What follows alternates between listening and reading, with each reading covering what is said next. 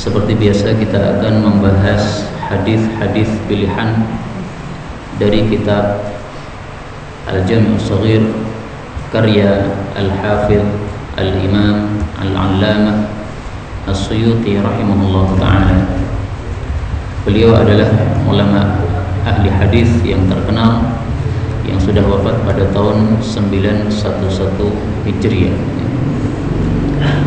Adapun hadis pertama yang ingin saya sampaikan adalah hadis tentang rahasia kamar kecil atau kamar mandi. Dalam hadis yang sahih diriwayatkan oleh Abu Dawud, Rasulullah sallallahu alaihi wasallam mengatakan, "Inna hadhil hushush", sesungguhnya kamar kecil ini muhtadaratun, dihadiri. Fa idza ata ahadukum, apabila salah satu kalian mendatangi al-khala, kamar kecil, falyaqul, hendaklah dia mengucapkan, a'udzu billahi minal khubuthi wal khaba'ith, aku berlindung kepada Allah dari setan laki-laki dan setan perempuan. Hadis diriwayatkan oleh Abu Dawud dan derajatnya sahih. Udah tampil ya? Bapak Ibu rahimani wa rahimakumullah, yang dimaksud al-husyushu muhtadarah, kamar kecil dihadiri, itu maksudnya adalah dihadiri oleh setan. Jadi setan itu suka kepada tempat-tempat yang kotor, tempat-tempat di mana di situ dibuang najis, tempat-tempat di mana dibuka aurat, maka setan senang untuk datang kepadanya. Karena itulah kata-kata muhtadarah, dihadiri, ini maksudnya adalah dihadiri oleh setan, dan itu karena setan suka kepada perkara-perkara yang buruk atau perkara-perkara yang kotor. Dalam Al-Quran Allah subhanahu wa ta'ala mengisyaratkan kepada hal ini. Allah mengatakan, al-khabithatu lil-khabithin wal-khabithuna lil-khabithat. Surat apa? Surat An-Nur ayat 26. Al-khabithat, perkara-perkara yang buruk, lil-khabithin, bagi makhluk-makhluk yang buruk, wal-khabithun, dan makhluk-makhluk yang buruk, lil-khabithat, untuk perkara-perkara yang buruk. Nah, kamar kecil ini termasuk tempat yang kotor, tempat yang buruk dari sisi kekotoran, maka setan suka kepadanya. Karena itulah Rasulullah SAW berpesan, kalau kita masuk kamar kecil, hendaklah mengucapkan doa a'udzu billahi minal khubuthi wal khaba'ith, supaya setan tidak mengganggu kita. Dalam hadis yang lain, hadis ini diriwayatkan dengan kalimat begini, falyaqul, hendaklah mengucapkan bismillah. Jadi ada dua perintah. Perintah mengucapkan a'udzu billahi minal khubuthi wal khaba'ith, ada perintah bismillah. Nah, ini bisa digabungkan, okay? Sehingga sebelum masuk kamar kecil, bismillah dulu, baru kemudian a'udzubillahi minal khubuthi wal khaba'ith. Apa fungsinya bismillah untuk masuk kamar kecil? Fungsinya adalah sebagaimana sabda Nabi sallallahu alaihi wasallam. Beliau mengatakan, satru ma baina a'yunil jin, yang bisa menutupi mata-mata jin, wa aurati bani adam, sehingga tidak bisa melihat aurat manusia. Idza dakhala ahaduhumul khala, apabila seseorang masuk ke dalam kamar kecil, ayyaqula bismillah, yaitu hendaklah dia mengucapkan bismillah. Hadis riwayat Tirmidzi sahih. Nah, maka digabungkan antara bismillah dan a'udzubillahi minal khubuthi wal khaba'ith. Ini hadis yang pertama. Hadis yang kedua yang ingin saya sampaikan adalah fadilah orang-orang miskin, fadilah orang-orang lemah, fadilah orang-orang yang tidak berpangkat. Ternyata fadilahnya sangat besar sekali. Rasul sallallahu alaihi wasallam pernah menegur seorang sahabat yang terkenal, salah satu tokoh dari tokoh-tokoh orang-orang Ansar. Dia merasa bahwasanya dirinya punya kelebihan di atas rata-rata sahabat-sahabatnya karena dia kaya, dia punya jabatan. Nah, maka Rasul sallallahu alaihi wasallam menegur dengan kalimat ini. Hal tumsarun, tidaklah kalian diberi pertolongan oleh Allah illa bidu'afaikum, kecuali dengan sebab orang-orang lemah di antara kalian. Dalam hadis yang lebih lengkap riwayat Imam Bukhari, kalimatnya begini, hal tumsarun, tidaklah kalian diberi pertolongan oleh Allah, wa turzaqun, dan kalian tidak diberi rizki oleh Allah, illa bidu'afaikum, kecuali dengan sebab orang-orang lemah di antara kalian. Jadi karena ada orang-orang lemah ini, maka kita mendapatkan pertolongan dari Allah Subhanahu wa taala. Karena ada orang-orang lemah ini, maka kita diberi rizki oleh Allah Subhanahu wa taala. Karena itu ulama-ulama madhab Syafi'i berpendapat, kalau kita akan melakukan sholat istisqa, meminta apa? Meminta hujan, maka disunnahkan membawa ke lapangan anak-anak kecil dan juga orang-orang tua. Kenapa? Mereka adalah du'afa, mereka adalah orang-orang lemah. Anak-anak kecil ini lemah, orang-orang tua juga lemah. Nah, mereka dibawa kepada salat istisqa supaya apa? Supaya tumsorun, supaya ditolong oleh Allah, supaya turzakun, supaya diberi rizki, diberi hujan oleh Allah Subhanahu wa ta'ala. Bapak Ibu rahimani wa rahimakumullah, muncul pertanyaan, kenapa orang-orang lemah menyebabkan munculnya pertolongan dari Allah? Jawabnya adalah sabda Nabi. Beliau mengatakan, bida'watihim wa ikhlasihim, itu karena doa mereka orang-orang lemah tersebut, wa ikhlasihim, dan keikhlasan orang-orang lemah tersebut. Hadis riwayat Abu Nuaim dan derajatnya sahih. Artinya begini, orang-orang lemah itu doa mereka itu lebih ikhlas kepada Allah Subhanahu wa taala. Doa mereka lebih khusyuk kepada Allah Subhanahu wa taala. Kenapa? Para ulama mengatakan karena orang-orang lemah ini tidak banyak berkaitan, berhubungan dan memikirkan dunia. Kalau orang kaya pikirannya dunia tok. Pabrik ekono meneh, tokone sing kono, warung sing kono, mumet. Banyak pikiran. Pas sholat itu kelingan, rakaat pertama warung pertama, rakaat kedua warung kedua, banyak. Kalau orang miskin, orang lemah, mau dipikirkan apa? Duit terane, nggak ada yang dipikirkan. Maka doanya lebih khusyuk, lebih ikhlas kepada Allah Subhanahu wa taala karena hatinya lebih jernih. Ini penjelasan para ulama ya, bukan penjelasan saya karena saya bukan ulama. Saya hanya menyampaikan apa yang dijelaskan oleh para ulama-ulama kita rahimahumullah taala. Kalau kita pakai nalar, maka sungguh ini perkataan yang benar nih, bahwasanya kita ditolong oleh Allah karena adanya orang-orang lemah atau orang-orang miskin. Ini benar.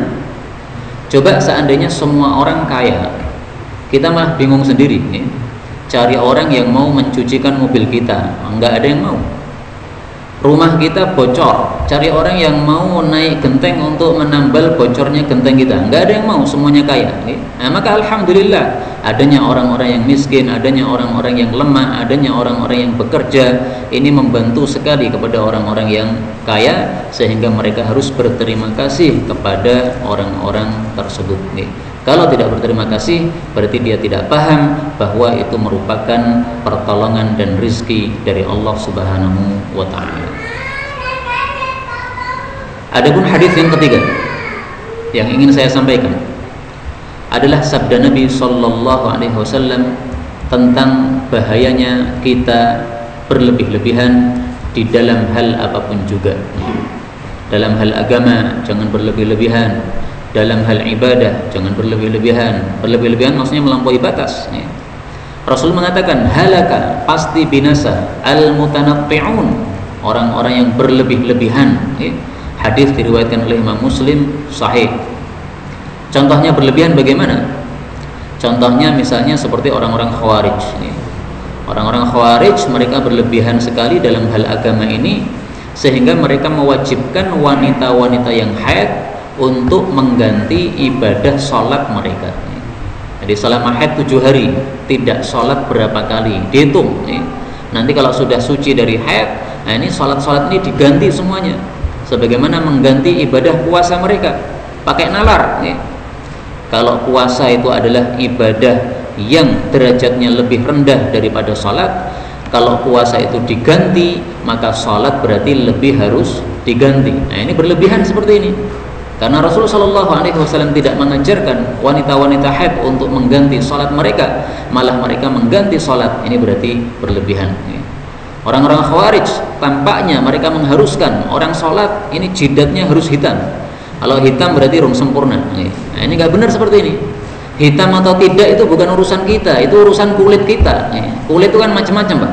Ada yang kulitnya itu memang terlalu sensitif sehingga terkena karpet yang kasar aja sudah hitam. Ada yang kulitnya itu mungkin keras atau kuat, sehingga kena apapun juga masih menteles. Nah itu bukan urusan kita. Itu urusan kulit kita kepada karpet-karpet ini, bukan urusan kita. Mau hitam mau tidak itu tidak ada masalah. Kalau kita melihat ada orang jidatnya hitam, itu belum tentu dia sujudnya banyak, belum tentu. Ada juga orang yang sujudnya banyak, tetapi di sini nggak hitam. Kenapa? Kulitnya memang seperti itu.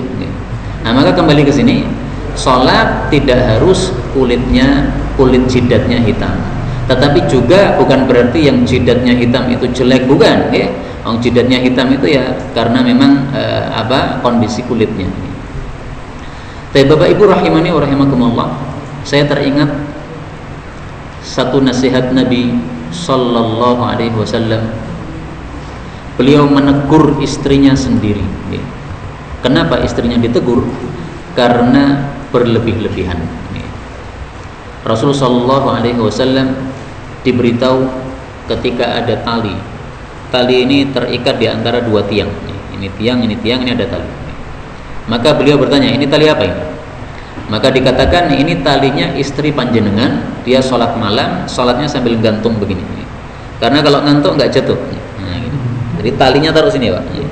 Nah, sehingga kalau ngantuk nggak jatuh begini. Mau baca 1 juz, 2 juz, 3 juz bisa. Maka Rasul Shallallahu Alaihi Wasallam menyuruh supaya tali ini dilepas. Dan Rasul Shallallahu Alaihi Wasallam bersabda, "Mah, alaikum bima tutiqun." Mah ini artinya larangan, ya, berhenti, jangan seperti itu. Alaikum bima tutiqun. Hendaklah kalian itu melakukan apa yang kalian mampu. Jadi jangan memaksakan diri. Misalnya kuatnya sholat tahajud 1 jam, ya udah 1 jam. Jangan dipaksakan harus seperti tadi, ya, pakai tali-tali, tidak boleh seperti itu. Fawallah, demi Allah, la yamallullah, Allah tidak akan bosan memberikan pahala hatta tamallu, sampai kalian bosan dalam beramal. Artinya apa? Kadang-kadang orang itu berlebih-lebihan dalam amal, lama-lama bosan kemudian tidak beramal lagi. Nah, itu nggak bagus. Lebih bagus kita amalnya terus, continue terus, melakukan terus. Setiap hari berapa yang bisa dibaca dari Al-Quran? Ya bisa 1 juz, ya udah 1 juz terus, istiqamah, bagus seperti ini. Daripada 1 hari membaca 10 juz, besoknya sudah nggak baca apa-apa lagi. Nah, ini tidak baik. Dan karena itu ini adalah nasihat yang sangat penting. Rasulullah mengatakan halaka binasa al-mutanatti'un, orang-orang yang berlebih-lebihan. Bapak Ibu rahimani wa rahimakumullah. Kadang-kadang orang berlebih-lebihan bukan karena dia suka untuk berbuat salah, tetapi justru karena dia semangat, tetapi semangatnya tidak didasari atas ilmu. Contoh, saya ingin kasih contoh satu aja. Ada orang semangat, ayo amalkan Quran, ayo kembali kepada Quran, amalkan Quran. Kemudian mengutip ayat ini. Fa idza qudiyatis salatu fantashiru fil ardi wabtaghu min fadlillahi wadhkurullaha katsiran. Apabila telah diselesaikan salat, kemudian di akhir ayat ada wadhkurullaha katsiran, zikirlah yang banyak kepada Allah. Kemudian dia ngambil kesimpulan sendiri. Jadi setelah sholat itu adanya zikir, tidak ada doa. Kalau seseorang setelah sholat kemudian dia berdoa begini ini, baik mengangkat tangan atau diam, itu namanya doa yang salah. Kenapa salah? Salahnya doanya itu mestinya di dalam sholat, kok ditaruh di luar sholat. Nah, ini contoh berlebih-lebihan karena kurangnya ilmu. Niatnya bagus, mari kembali kepada Quran. Memang Quran mengatakan fa idza qudiyatis shalah, kalau salat sudah selesai, wadhkurullaha katsiran, zikirlah. Tapi di sini enggak ada kata-kata janganlah berdoa. Jawaban saya yang pertama, bahwasanya doa termasuk zikir. Ini jawaban yang pertama. Jawaban yang kedua, bahwasanya banyak sekali dalil-dalil hadis Nabi Shallallahu Alaihi Wasallam yang menunjukkan bahwasanya Nabi itu juga berdoa setelah salat. Saya kasih satu dalil saja, karena kalau semua dalil ditampilkan waktunya malah habis. Rasulullah Shallallahu Alaihi Wasallam sebagaimana diriwayatkan oleh Imam Muslim, Saya pilihkan Imam Muslim. Kenapa? Semua sepakat riwayat Imam Muslim ini sahih. Ini hadisnya Bara' sahabat Nabi. Dia mengatakan, kunna adalah kami para sahabat, idza shallaina khalfa Rasulillah sallallahu alaihi wasallam, kalau kami salat di belakang Nabi, maksudnya sebagai makmum, ahbabna, kami suka, an nakuna an yaminih, kami berada di bagian kanan beliau, soft kanan beliau. Kenapa? Yuqbilu alaina biwajhi, beliau nanti akan menghadapkan wajahnya kepada kami. Qala fasami'tuhu yaqul, lalu aku mendengar Nabi bersabda atau berdoa, Rabbi qini adzabaka yauma tab'atsu ibadaka, wahai Rabbku, jagalah aku dari siksamu pada hari engkau bangkitkan hamba-hambamu. Nah, ini kan sangat jelas Pak. Jelas sekali di sini dijelaskan yuqbilu alaina biwajhi, Nabi menghadapkan wajah kepada jamaah. Ini pasti setelah sholat, bukan di tengah-tengah sholat. Karena kalau di tengah-tengah sholat menghadapkan wajah ke jamaah, ya batallah sholatnya. Ini menghadapkan wajah kepada jamaah ini setelah sholat, selesai salam. Ternyata beliau berdoa begini ini, Rabbi qini adzabaka yauma tab'atsu ibadaka. Udah, satu dalil ini sudah cukup. Kalau satu dalil nggak cukup, ya udah, minta dalil yang lain silahkan hubungi saya. Akan tetapi sangat banyak sekali dalil-dalil, dan insya Allah akan kita posting besok pada tausiah harian yang biasa kita posting di WhatsApp. Kemudian hadis berikutnya yang ingin saya sampaikan, bahwasanya apabila kita mendengar Rasulullah SAW mencintai sesuatu, maka sangat bagus juga kalau kita ikut-ikutan mencintai sesuatu tersebut, meskipun sebenarnya sebelumnya kita nggak cinta kepadanya. Contohnya apa?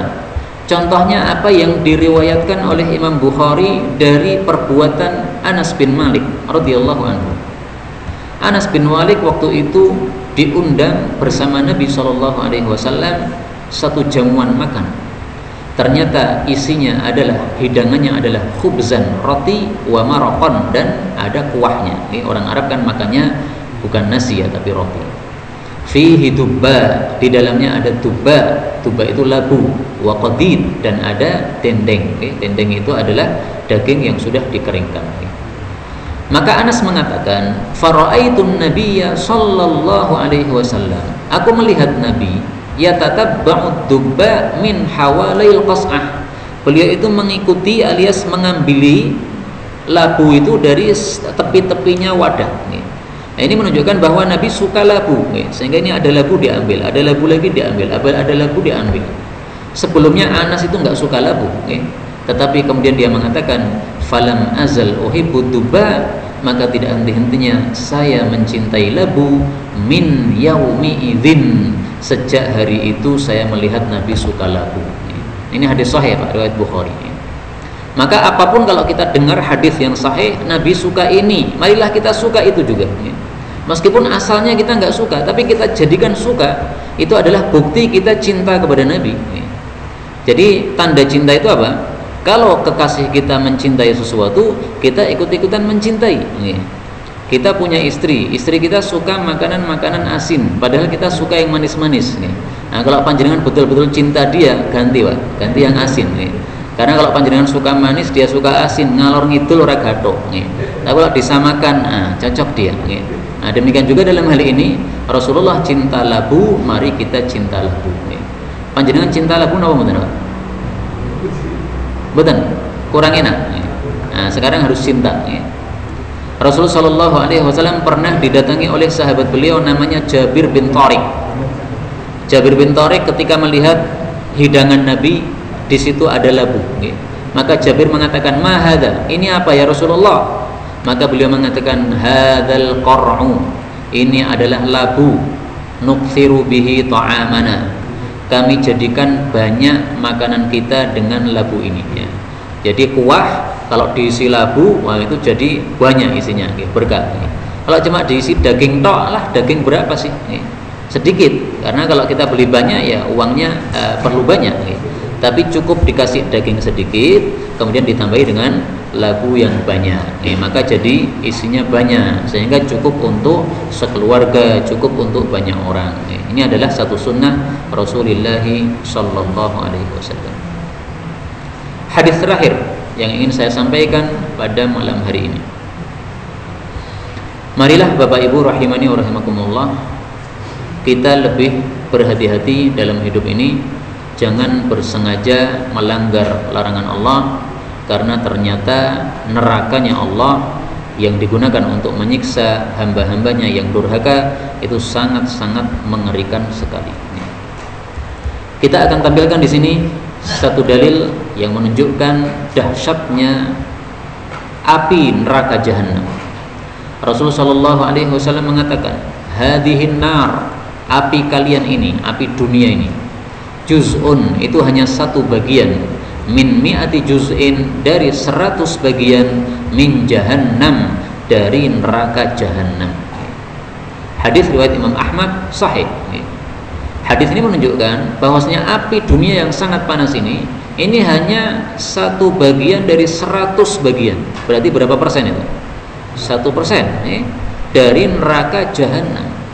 Kalau memang kita berani dengan jahanam, silahkan coba dulu kompor gas dinyalakan, kemudian kita letakkan telapak tangan kita di atasnya. Coba 5 menit, kuat apa betul? Kalau memang kuat, nah berarti bisa masuk neraka insya Allah. Tapi kalau ternyata 5 menit nggak kuat, ya sudah, jangan neko-neko. Kenapa? Kenapa ini nasihat ini disampaikan? Karena seringkali kita umat Islam, kita tidak usah nyalahkan orang lain ya, tapi nyalahkan pribadi-pribadi kita. Kita ini kadang-kadang umat Islam ini kadang-kadang meremehkan nerakanya Allah Subhanahu wa taala, bukan dengan ucapan kita, tetapi dengan perbuatan kita. Contoh yang gampang lah. Sudah disampaikan oleh Nabi Shallallahu Alaihi Wasallam bahwasanya riba itu ngeri banget dosanya. Riba ngeri banget dosanya. Dirham riba, kata Nabi, 1 dirham riba, ya'kuluhur rajul, yang dimakan oleh seseorang, wa huwa ya'lam, padahal dia tahu kalau itu riba, tahu kalau itu dosa, asyaddu indallah, itu lebih dahsyat dosanya di hadapan Allah, min sittatin wa thalathina zanyah, daripada 36 kali zina. Hadis riwayat Ahmad sahih. Nah, sudah jelas seperti ini, masih saja kita umat Islam nekat makan riba, nabung uang di bank-bank konvensional ada ribanya, atau kita pinjam uang dari bank konvensional, kita harus memberikan riba kepada bank. Sama aja ini, baik itu mengambil atau memberikan, itu sama-sama dilaknat oleh Allah Subhanahu wa taala. Itu dahsyat dosanya, lebih dahsyat daripada 36 kali zina. Ini seperti ini kita tidak bisa pakai nalar, karena kalau kita pakai nalar, alah ya zina itu ya pasti lebih besar lah. Masa 1 dirham riba mengalahkan 36 kali zina? Ini nggak masuk akal. Yaitu kalau pakai nalar. Tapi agama ini nggak pakai nalar. Agama itu pakai iman. Apapun Allah sampaikan dari langit, sampaikan turun ke bumi, udah iman terima. Apapun Nabi sabdakan sampai kepada kita, maka masukkan dalam hati kita, iman terima, udah, nggak usah pakai otak, karena otak kita sangat terbatas, otak kita tidak bisa menalar segala masalah. Maka Islam ini mengajari kita bahwa apapun yang disampaikan oleh Allah, terimalah dengan iman, bukan diterima dengan akal kita. Karena kalau kita menerima dengan akal kita, nanti akan banyak hadis-hadis Nabi yang kita tolak gara-gara tidak masuk akal. Saya sering memberikan contoh. Ada seorang doktor di Mesir, terkenal, karyanya banyak, tapi gara-gara dia mengandalkan akal, dia mendoifkan dan membuang dan menolak hadis sahih riwayat Imam Bukhari. Apa hadis itu?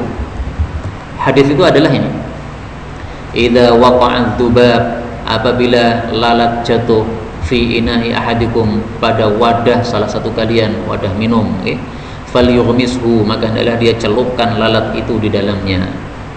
Kenapa? Karena kalau dicelupkan, maka lalat ini tidak akan berbahaya. Tapi kalau tidak dicelupkan, maka dia hanya menyelupkan sayap kirinya saja. Sementara sayap kirinya ini di sini ada penyakitnya. Kalau kita celupkan semuanya, maka ini sayap kanannya akan masuk juga, sayap kanannya akan menjadi penawar.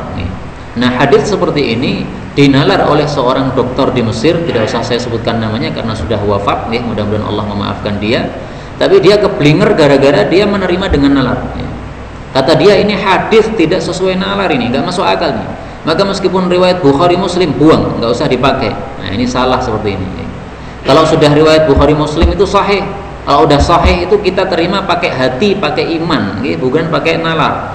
Kalau pakai nalar maka manusia sungguh lemah. Mereka manusia ini diciptakan oleh Allah Subhanahu wa taala sebagai makhluk yang lemah.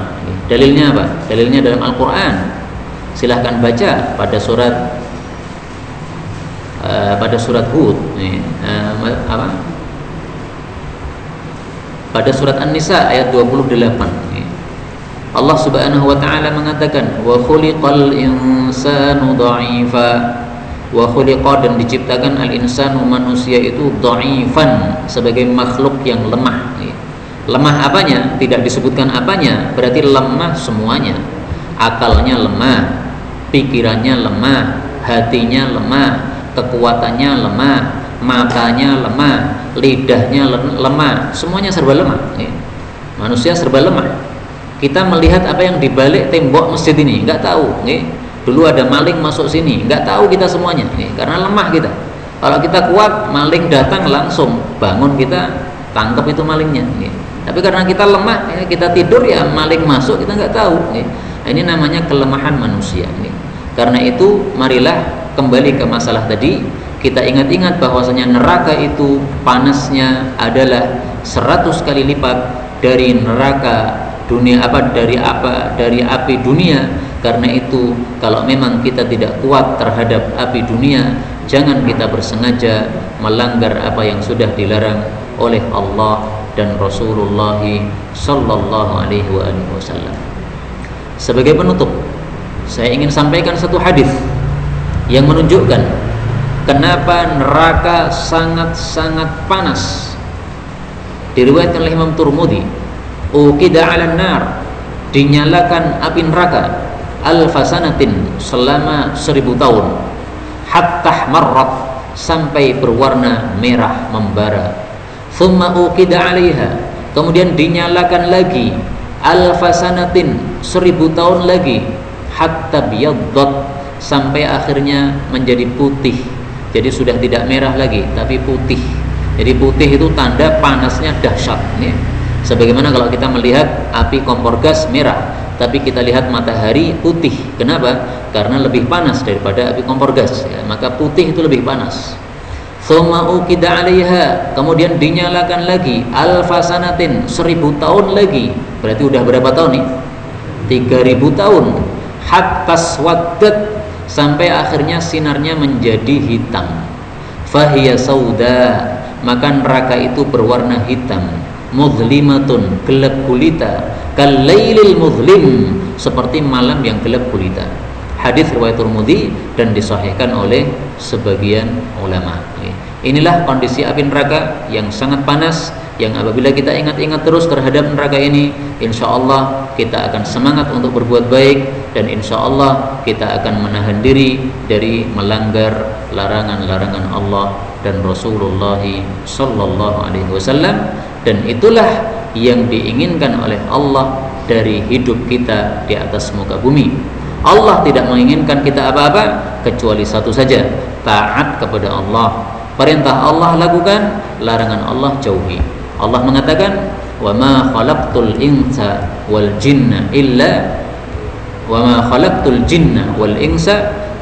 liya'budun." Dan tidaklah aku menciptakan jin dan manusia kecuali untuk ibadah kepadaku.